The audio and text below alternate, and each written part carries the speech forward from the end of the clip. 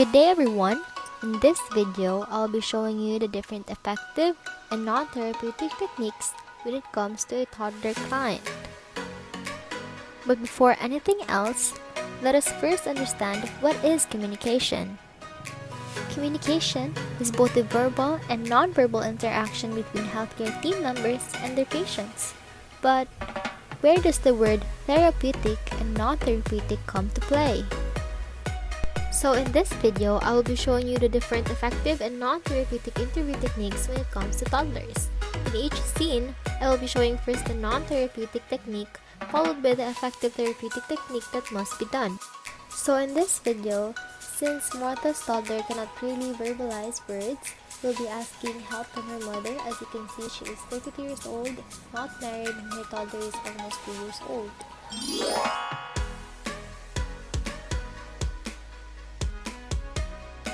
Notice that when the nurse entered the room, she is still talking with people around her and is obviously not ready and even has no hair tie on.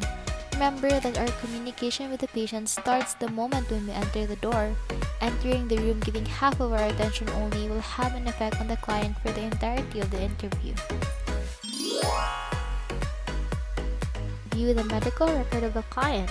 Knowing some of the client's biographical information may help the nurse provide therapeutic communication.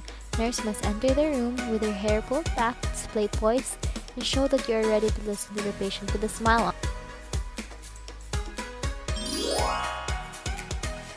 Today I will be assessing your toddler. What's the name of your toddler again? Huh? So Joshua will be assessing. Notice that in this clip, the nurse did not sit down and did not look at the client. By doing this, you will make the patient feel inferior, and this will influence what information he or she is going to reveal. Moreover, notice that the nurse did not facilitate any eye contact at all. Remember that excessive or too little eye contact can affect the interview. Also, you can see that the nurse is being physically distant.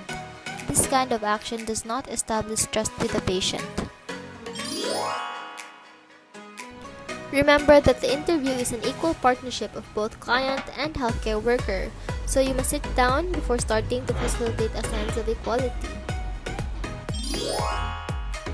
You and your toddler for about 30 minutes to learn what kind of problems you are experiencing. Will this be okay? Okay, what brought you here today? How are you feeling? Is your baby okay? And how long has been your toddler? Notice that in this clip, the nurse is talking rapidly, and in this case, the client will not give you a clear answer because in the first place, your questions were overwhelming and you are rushing the interview.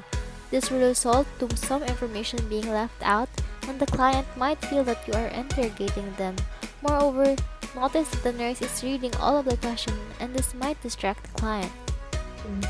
Instead, ask questions one by one in order to get clear answers, and avoid reading questions excessively to avoid distracting the patient from sharing vital information as shown in the next video.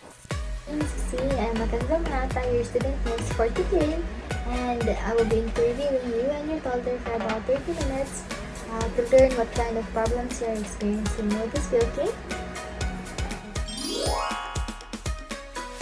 My child has been feeling itchy lately and I don't know what to do. You should have considered the environment he is in. You should have given him proper hygiene, and you should change his clothes to comfortable ones. Notice that in this clip, the nurse is giving the mother an advice, which can imply that the mother cannot handle simple life decisions and is incapable of taking care of her son. It will make the client feel like the nurse knows best. We should avoid advising our clients because we want them to be independent as possible, because once they leave the hospital, we want them to be able to think for themselves, as shown in the next video. My child has been feeling itchy lately and I don't know what to do. Oh, I see. What were the actions you thought you might take? I was so busy with work but I don't want to ask help from my family. I totally disagree that you do not need to ask for help. Notice that in this clip, the nurse is disagreeing with the patient. Nurses should not agree or disagree with the patient. When the nurse agrees with the patient, she is putting a wall for that client's opportunity to change. And on the other hand, if the nurse disagrees, this might cause the client to become defensive and cause further problems. Instead, make an observation or explore further what the patient is talking about as shown in the next video.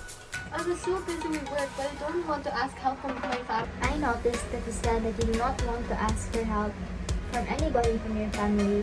How have you been coping so far? I'm taking care of him properly, and I change his diapers regularly, and I don't understand why his skin still keeps getting itchy. Hear that you change your baby's diapers every now and then. Do you have proof? Notice that in this clip, the nurse is asking for proof. This will make the client feel like you are accusing them of lying. Asking for proof is like saying, "I won't believe you unless you show it to me." This will make the client feel challenged and defend themselves even more. My son is very active and playful, and he never listens to me. That's why it is so hard for me. Just think positively and you'll get through it just like other mothers. Notice that in this clip, the nurse is giving false reassurance. If our clients wanted to hear this kind of answer, they could have just simply not gone to the hospital. Our clients visit hospitals in order to find solutions and outlets that can help them. Giving these types of comments will sound like you lack empathy. Instead, show your clients that you value their concerns, as shown in the next video. My son is very active and playful, and he never listens to me. That's why it is so hard for me. What do you think could go wrong? My toddler is still very young, and I don't understand why he's been feeling a lot of complications. I've been through that myself and I assure you everything will turn out just fine. Notice that in this clip, the nurse is minimizing the feelings of the client. This can make the patient feel small and insignificant. Moreover, the nurse is making the interview about her when in fact the client should be the main focus of this interview. Instead, emphasize and explore and never let your client feel that what they are feeling is only temporary. Keep in mind that answers that minimize feelings are not helpful. He's been acting really odd lately. What is it, baby? I don't want to hear you saying that. In this clip, the toddler is getting bored and is no longer interested in the interview.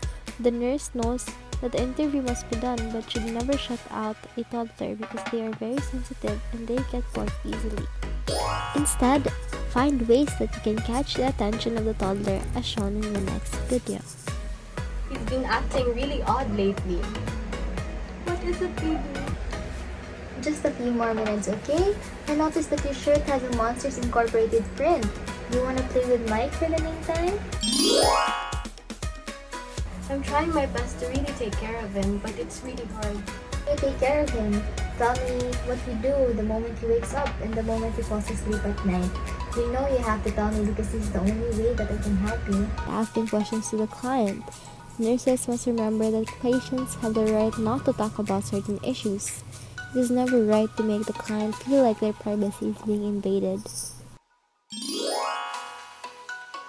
Yesterday, I placed herbs in his diapers. Who told you that it was okay to do that? In this clip, notice that the nurse is implying existence of an external source. This will make the client feel like they are unreliable. Instead, facilitate therapeutic communication and restate the statement of the client. Use open-ended questions for a more specific communication as shown in the next video. Yesterday, I placed herbs in his diapers. I noticed that you said you placed herbs in his diapers. What were the events that led you to do this? I decided to stop his medication on the third day, even though he was still supposed to take it for a week. Well, why did you do that? In this clip, notice that the nurse is asking for an explanation. Questions that begin with why implies criticism and elicits a defensive response. Instead, foster therapeutic communication by asking open-ended questions or using broad openings. In this way, we can find out the reason behind it. There are a lot of areas to consider, that is why we should never ask them to explain. As shown in the next video. I decided to stop his medication on the third day, even though he was still supposed to take it for a week. Can you tell me some of the reasons that led to your decision to make him stop taking his medications? He has been feeling uncomfortable. What do you think I should do? Sorry, what were we talking about again? Alright, for that question... Notice that in this clip, the nurse is not listening to the client, which is a big red flag in an interview. This conveys lack of respect and insensitivity to the patient's needs.